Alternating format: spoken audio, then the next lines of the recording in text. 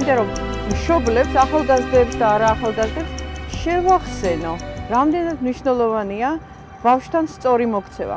ალბათ პირველი, რაც უნდა გვახსოვდეს, ის არის პატივისცემა.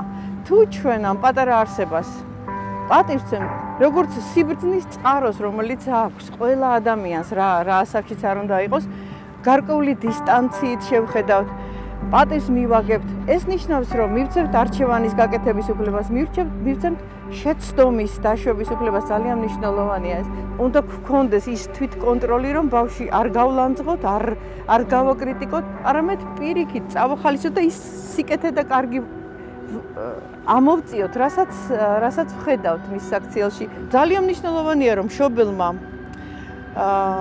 აღიაროს თავისი შეცდომებიც.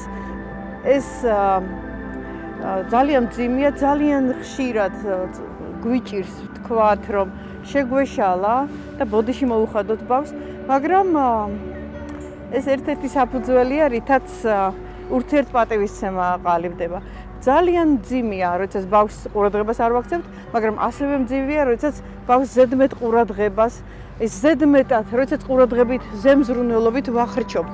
ძალიან მნიშვნელოვანია, რომ სიხარული გქონდეს ბავშვთან ერთად. სიხარული, ბედნიერება, სიცილი, თამაში.